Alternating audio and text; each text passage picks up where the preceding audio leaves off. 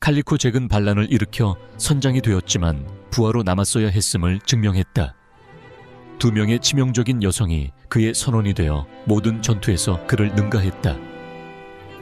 영국 사냥꾼들이 그들을 궁지로 몰았을 때 잭이 술 취한 겁쟁이처럼 항복하는 동안 오직 앤 보니와 메리 리드만이 맞섰다.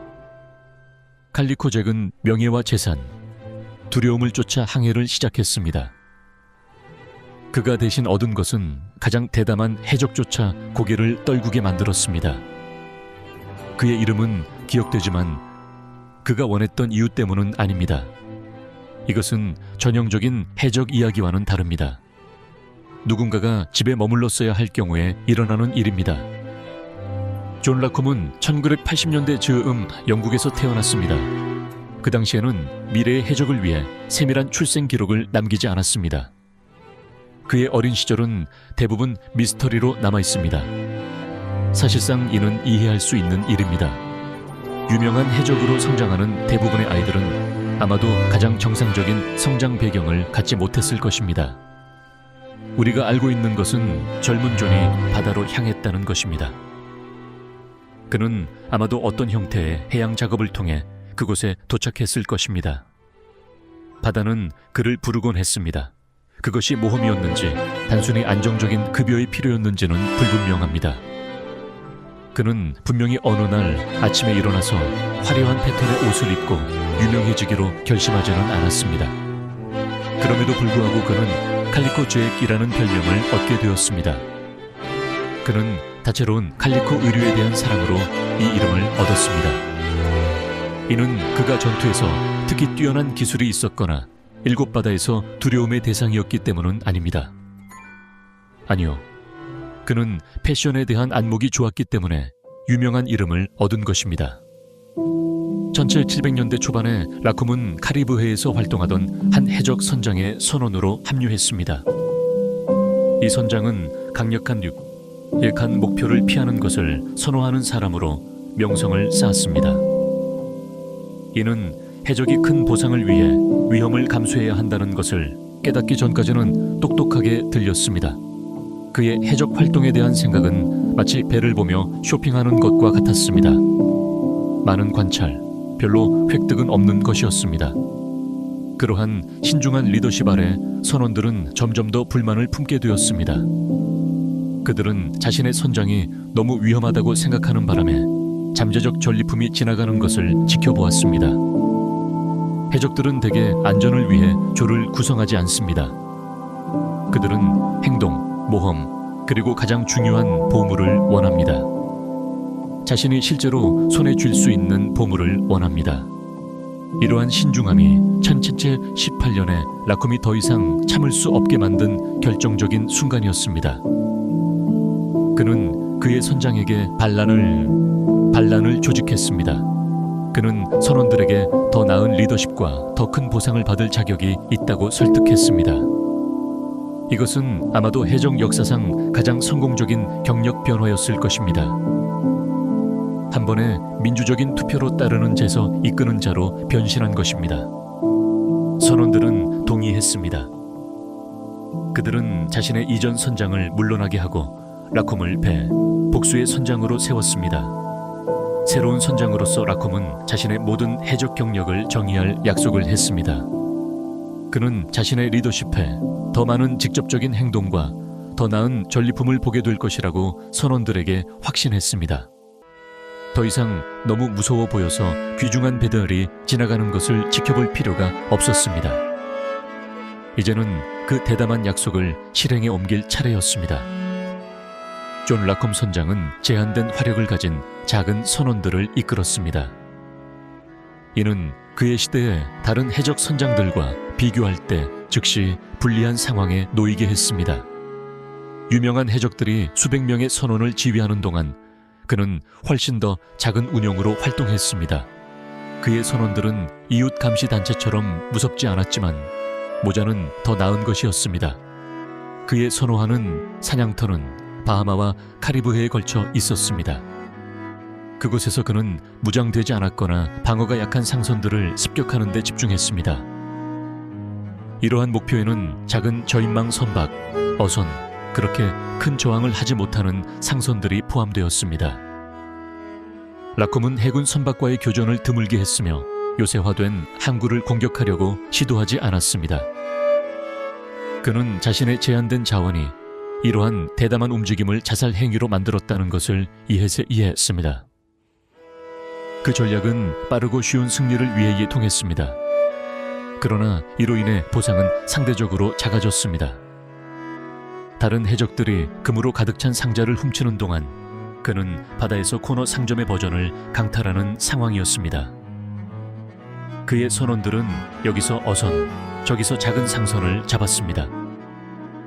그들은 모두를 짧은 시간 동안 먹이고 행복하게 할 만큼의 약탈물을 모았습니다. 라콤은 빼앗은 물건들을 빠르게 소비했습니다. 그는 이 기간 동안 해적들의 피난처가 된 항구에서 자주 그렇게 했습니다. 돈은 그가 훔칠 수 있는 만큼 빠르게 그의 손을 떠났습니다. 이는 음주 세션, 새로운 옷, 그리고 임시적인 즐거움에 자금을 지원했지 어떤 장기적인 부나 권력 기반을 쌓는 데는 기여하지 않았습니다. 실제 해적 활동에서의 성공은 제한적이었지만 그는 군사적 힘보다는 스타일과 카리스마로 명성을 얻었습니다. 그는 어느 항구에서든 즉시 알아볼 수 있는 다채로운 옷을 입었습니다. 이는 그의 외모를 일종의 개인 브랜드로 변모시켰습니다. 그는 외모가 전투의 절반이라는 것을 이해했습니다. 설령 다른 절반은 실제 전투에서 이기는 것이라 하더라도 말입니다. 그의 리더십 스타일은 다양한 선원들을 끌어모았습니다. 이는 나중에 자신의 선장보다 훨씬 더 유명해질 인물들을 포함했습니다. 쉽게 목표를 찾고 빠른 수익을 원하는 사람들이 원하는 고된 위험을 피할 수 있게 해주었습니다. 라콤은 그의 선원이 그가 계획했던 것보다 훨씬 더 흥미로운 존재가 될 것임을 알지 못했습니다. 짠체르 제19년 즈음, 그의 선원들은 궁극적으로 역사적 중요성에서 그들의 선장을 가릴 2명의 새로운 멤버를 얻게 되었습니다. 앤 버니가 먼저 도착했습니다. 그녀는 해적선에 발을 들이기 전에도 이미 꽤나 유명한 이야기를 가지고 있었습니다.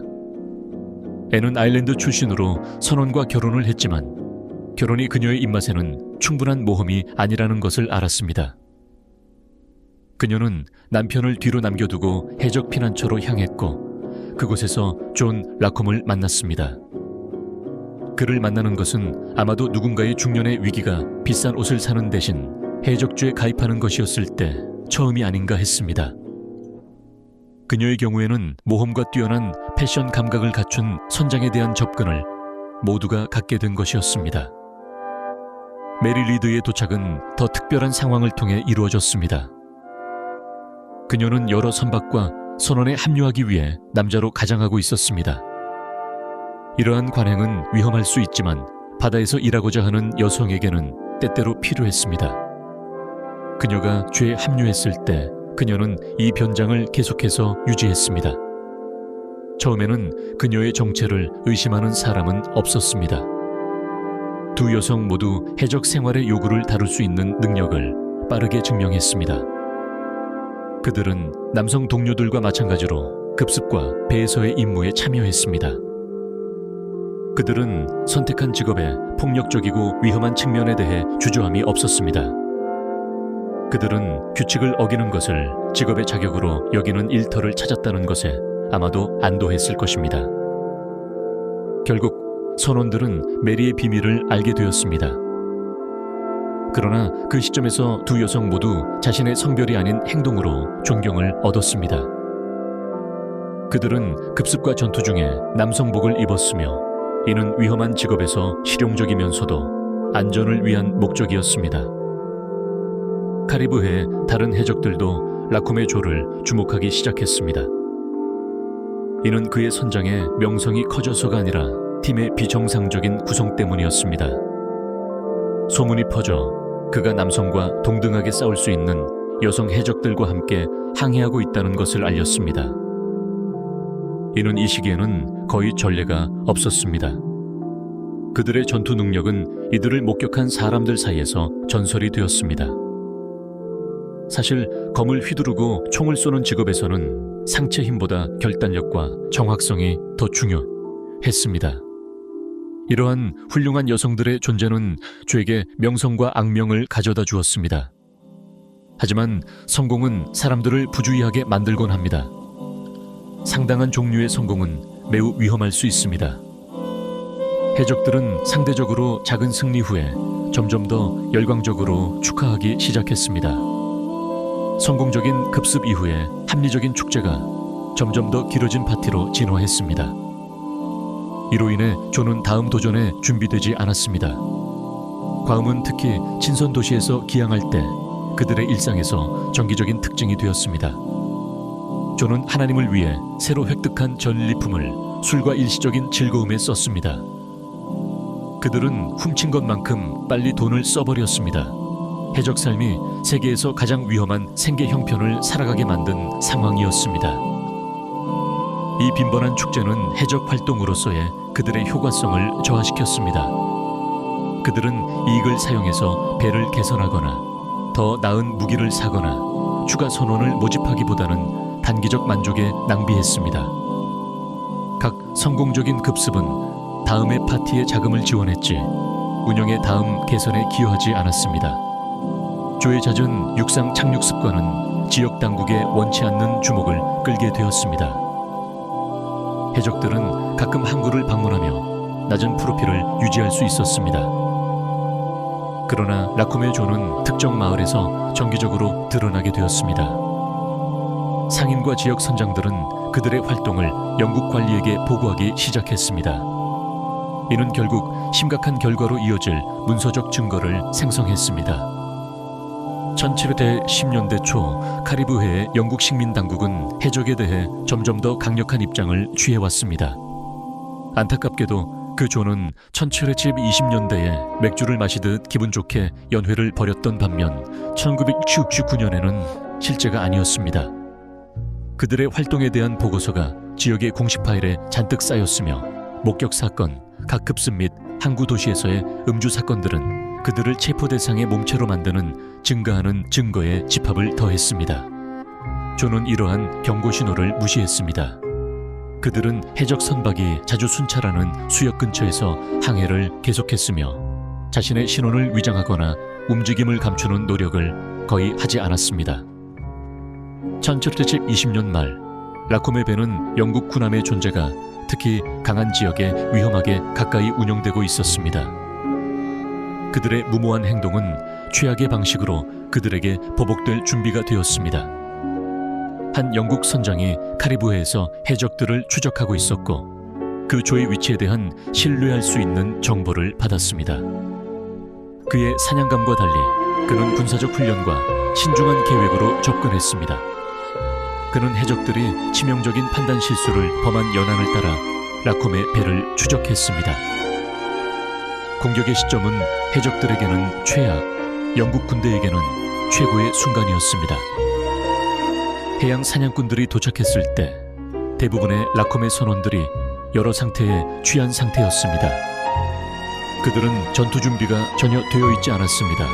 마치 검을 휘두르러 가서 상대가 무기 대신 럼주병을 가져온 것 같은 상황이었습니다.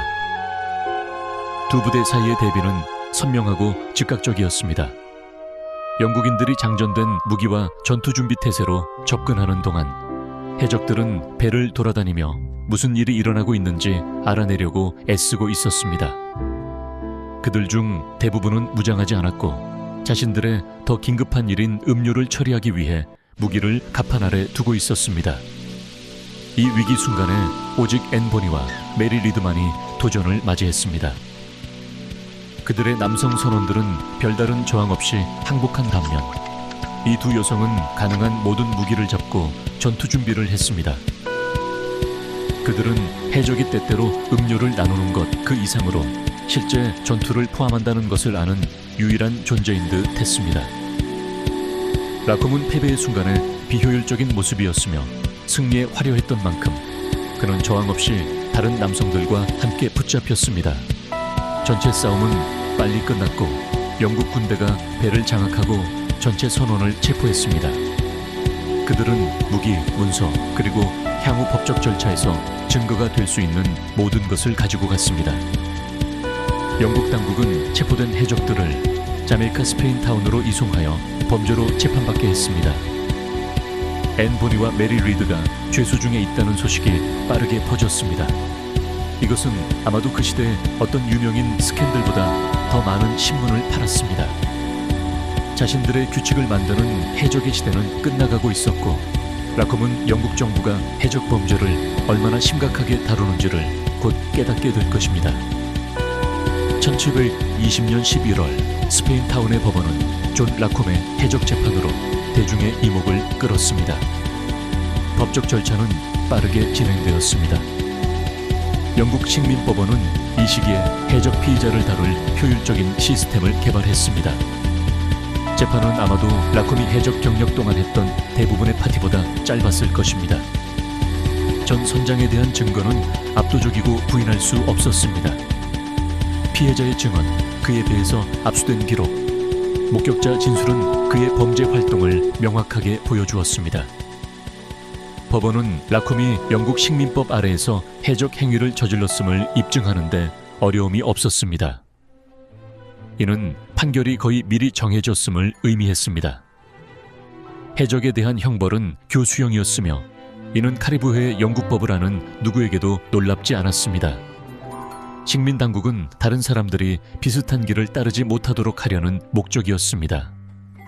라콤은 1720년 11월 18일 사형을 선고받아 짧지만 기억에 남는 해적 경력을 공식적으로 마감하게 되었습니다. 그의 처형 이후 영국 당국은 라콤의 시신을 비참하게 전시하는 추가 조치를 취했습니다. 이는 시체를 공공의 경고로 삼기 위해 설계된 철제우리였습니다. 이 끔찍한 전시는 자메이카의 눈에 띄는 장소에 놓여져 항구를 드나드는 누구에게나 잘 보이도록 했습니다. 이는 해적 범죄의 결과를 광고하는 18세기 매우 불쾌한 광고판과도 같았습니다. 앤 보니와 메리 리드의 운명은 태아 주장이라는 법적 조항에 따라 다르게 전개되었습니다. 두 여성 모두 임신 중이라고 주장했습니다. 이는 영국법에 따라 그들의 처형이 출산 이후로 연기되어야 함을 의미했습니다.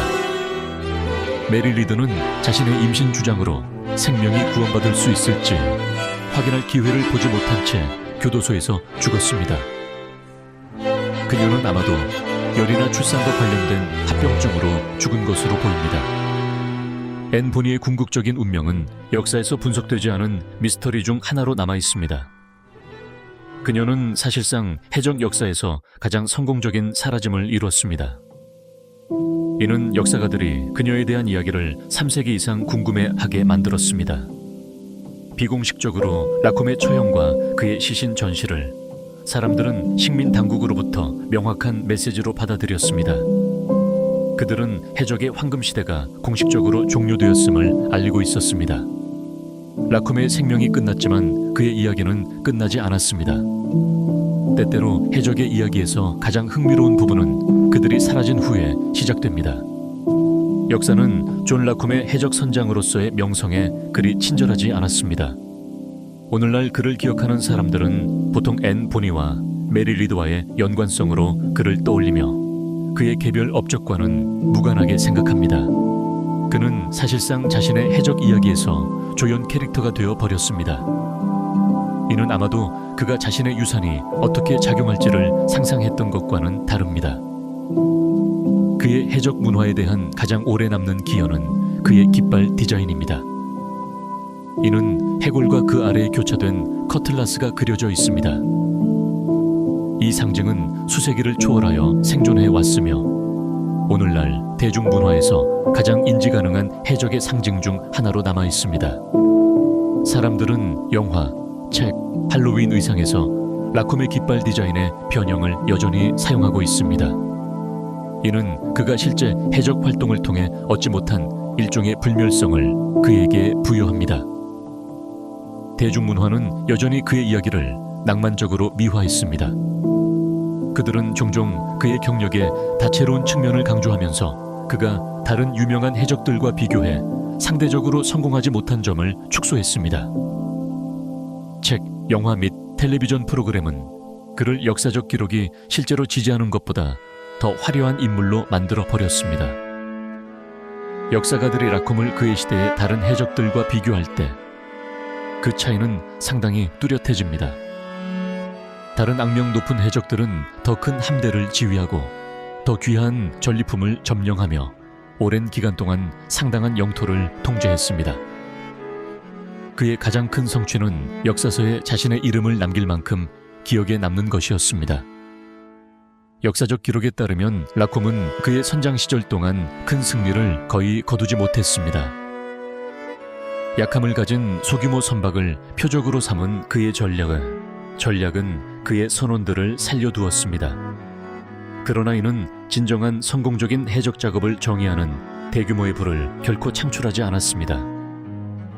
해적 역사가는 일반적으로 그를 화려하지만 비효율적인 존재로 묘사합니다. 그는 겉모습에는 합당했지만 해적 활동의 실제적인 측면을 결코 마스터하지 못한 인물입니다. 그의 스타일 중시 전략은 인지 가능한 개인 브랜드를 구축하는 데는 효과가 있었지만 지속적인 권력이나 부를 구축하는 데에는 효과적이지 않았습니다. 앤, 보니와 메리 리드는 종종 그들의 전 선장보다 더 유능하고 흥미로운 인물로 여겨집니다.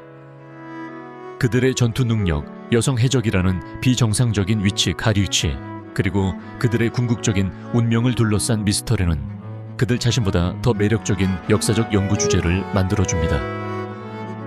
그는 기본적으로 해적 파티의 마지막 사람과 같아서 반드시 최고의 손님이라는 의미는 아닙니다. 실제 해적이면서도 성공이 제한적인 라콤은 해적 민속, 의상 디자인 및 대중 매체에서 여전히 등장하고 있습니다. 그는 해적 삶의 낭만적 매력을 대표하면서 또한 궁극적인 무의미함도 보여줍니다.